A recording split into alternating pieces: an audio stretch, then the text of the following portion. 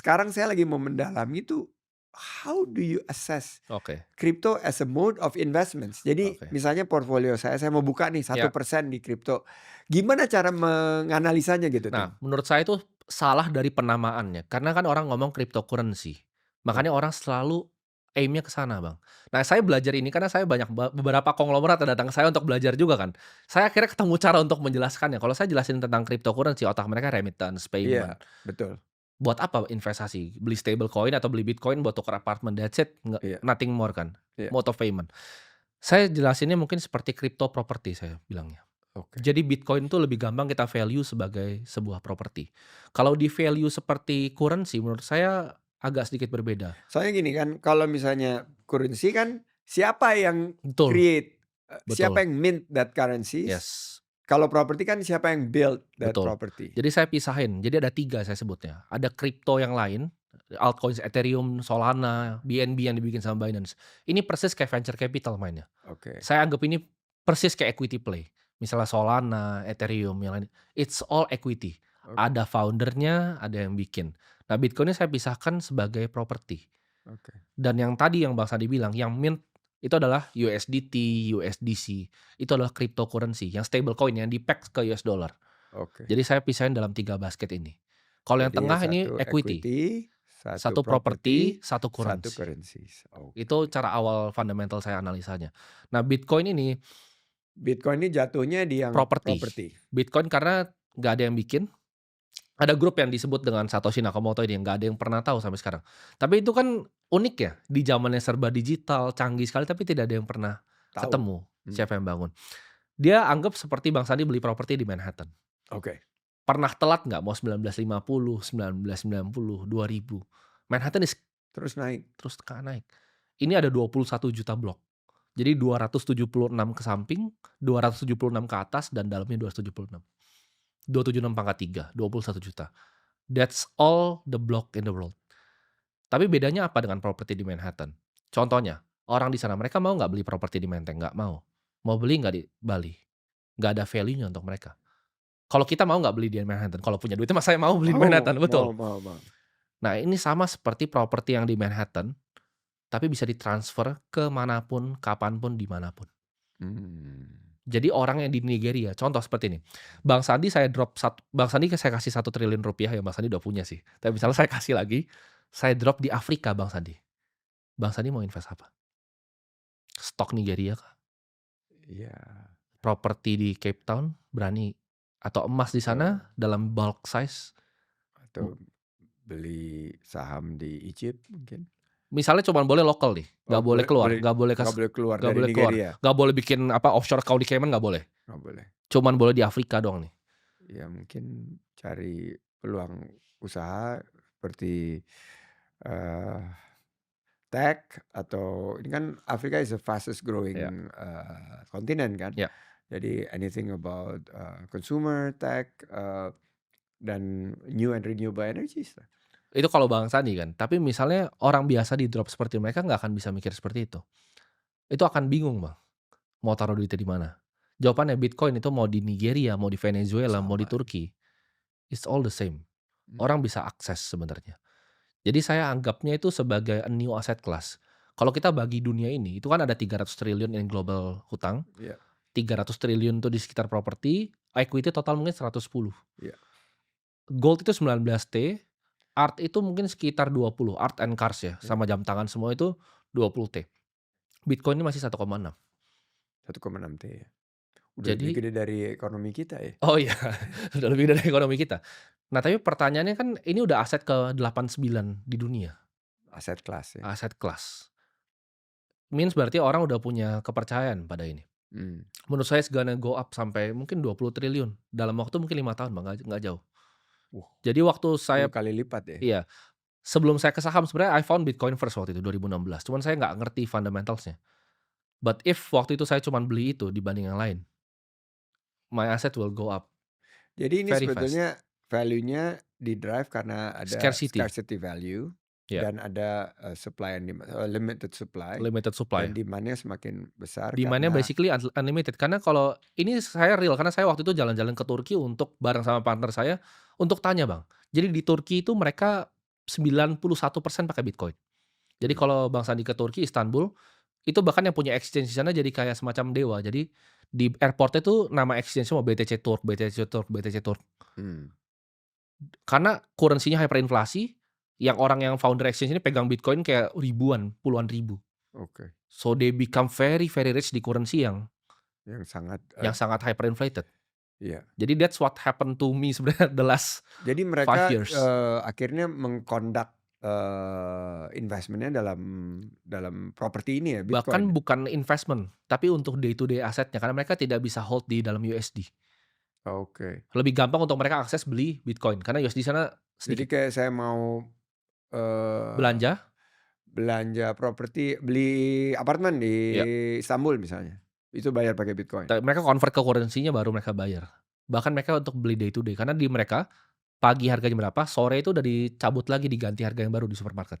Oh. Even tour guide kita yang pas lagi di sana nganterin keliling, itu semua asetnya di Bitcoin dan semua keluarganya semua asetnya di Bitcoin. Oh, Ini Turki. itu ada decoupling ya, berarti ekonomi mereka udah Iya. nggak menggunakan, lira lagi ya? Dan saya bikin tesisnya waktu itu, saya share di YouTube masih 200 lira waktu per dolar. Sekarang itu udah seribuan lira, naik Iya, 5 kali 5 dari kali 2 lipat. tahun, dalam 2 tahun. Argentina peso sama, dan rupiah itu sebenarnya begitu saya tarik sampai 1998 atau bahkan earlier, rupiah kan pernah diganti. Jadi dari 1.000 pernah dipotong balik. Oh iya, Beb zaman, du 2, 3 kali. Sunring tahun 60-an Yes. itu? Tapi kalau ditarik bener-bener makanya unik sekali. Kalau saham Indo bahkan dalam value notional USD aja, BCA tuh cuma naik 3,9 kali. Jadi orang tuh sebenarnya bukan tambah kaya, value Itu rupiahnya yang menurun. turun. Zaman dulu triliuner tuh something yang very Terus crazy. kenapa orang-orang tanya, "Kenapa sih orang-orang kaya di Indonesia ini taruh duitnya di dolar dan di luar Iya. negeri?" Ya itulah jawabannya ya. Nah menurut saya kan, sebenarnya tesis simpelnya gini, beli bonds dalam bentuk USD aja lebih bagus dari semua equity market di Indo. Ini a better money dibanding USD. Karena USD aja kalau kita lihat lawan S&P itu jauh sekali. Tapi Mhm, S&P kalau aku track sama monetary M2 supply-nya, ini kalau Indonesia juga sama. Indonesia M2 sama IHSG, malah M2-nya masih menang kita. iya, M2 money supply-nya. US tracking index. Jadi real inflasinya adalah the S&P 500. mmm, Kalau saya kalah sama S&P 500, saya nggak tambah kaya karena jumlah dolar yang di-print-nya itu sama dengan jumlah kenaikan S&P. Nah, Bitcoin ini ngalahin itu semua. Bitcoin mmm, ARR-nya selama 15 tahun terakhir 108%. Saya cuman pakai matematika simpel, saya bagi 3 deh ARR-nya. Ekspektasi saya 30% tahun ke tahun, I'm done. Jadi mmm. saya tidak pernah investasi hal lain lagi Bang sekarang.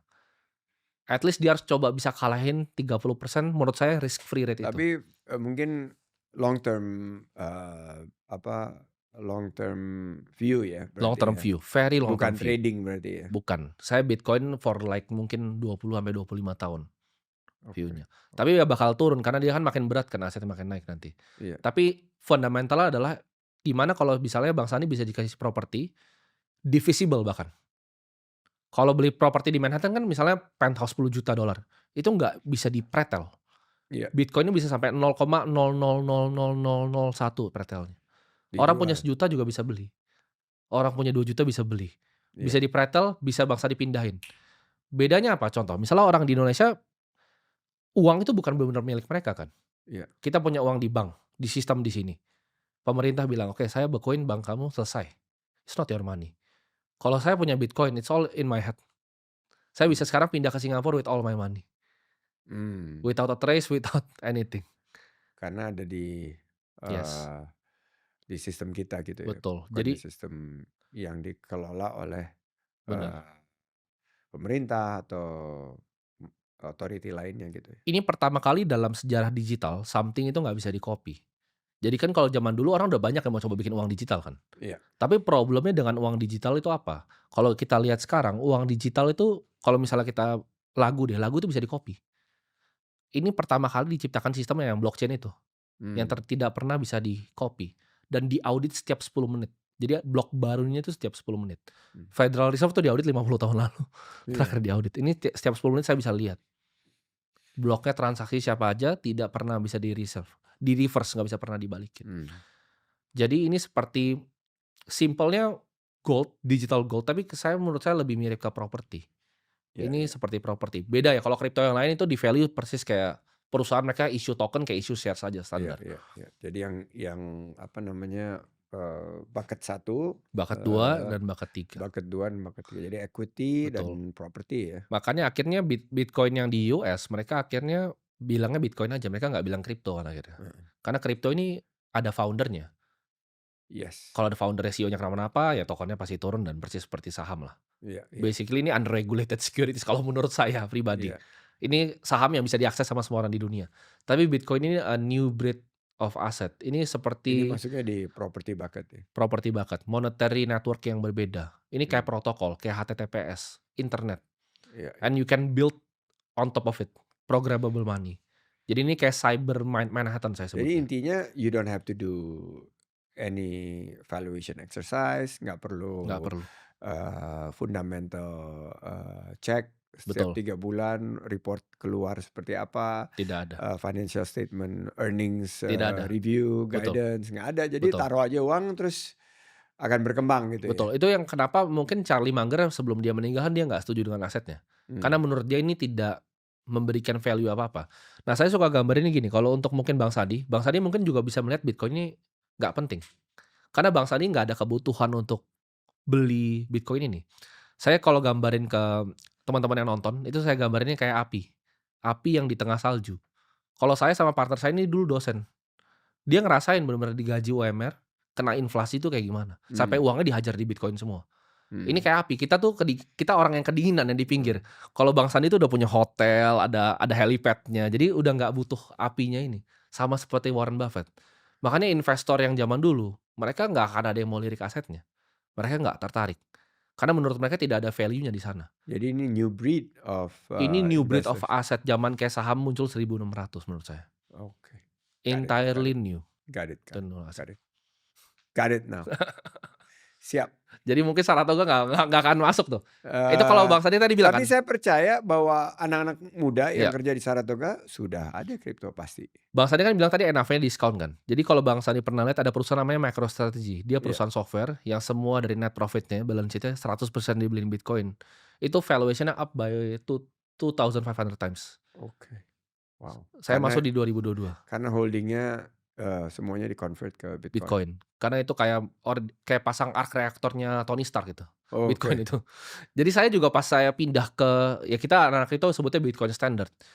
Jadi sebenarnya semuanya yang makin murah. Karena Bitcoin misalnya 2022 saya beli 287 juta. Sekarang sekitar hampir 1,5 miliar. Everything else becomes cheap. Iya, karena naik secara Iya, jadi signifikan. bukannya sayanya yang tambah kaya sebenarnya, tapi semuanya yang beras dan rumahnya yang tambah murah. Jadi kalau bisa saya ketemu exchange owners yang pegang ribuan Bitcoin itu dari 2013, they see the world differently. Mereka beli Bitcoin misalnya 0,06 sen. Sekarang satu mobil tuh cuma 1 Bitcoin. Iya. Jadi begitu. 100.000 kan? Iya. Jadi orang yang orang yang benar-benar ngerti Bitcoin. Yang saya ingat sih angkanya waktu itu 30-an ribu gitu. Oh sempat 30.000 rupiah tuh bener apa? Iya. Dan orang yang banyak yang beli dari zaman itu, including Jack Dorsey yang bikin Twitter. Iya. Jadi orang yang akhirnya ngerti Bitcoin ini, mereka persis kayak pertama kali ngeliat internet. Ini entirely new form of payment and new form of asset. Makanya Jack Dorsey kan tinggalin Twitter tuh. Iya. Full dijual ke Elon Musk, dia bikin namanya Square untuk transaksi Bitcoin, dan dia full untuk kembangin Bitcoin ini. Got it. Dan a lot of the smartest people in the world pindah ke sana. Even kan CEO-nya Apple juga, Tim Cook juga very big fan of Bitcoin. Iya. Dan all of the smartest people in the world. Dan sebentar lagi akan ada di ini kita kan? Iya. Ada di gadget kita. Iya, betul. Keren. Jadi begitu tesisnya, Bang. Wah, belajar banyak dan terima kasih nih. Saya udah lihat nih tiga bucket ini ya. Kita ulangin ya. Iya. Pertama yang satu ini mode of payment yang Mode of biasa. payment, currency. Yang satu ini sebagai equity. Yang ada ownernya, yang ada issuernya, yang ada up and down-nya. Iya. Dan ini yang fully property. Property. Basically Ada 21 juta. an entirely new asset class. Iya, kayak city in the cyberspace kita sebut. Iya, city. Cyberspace. Got it. Thank you.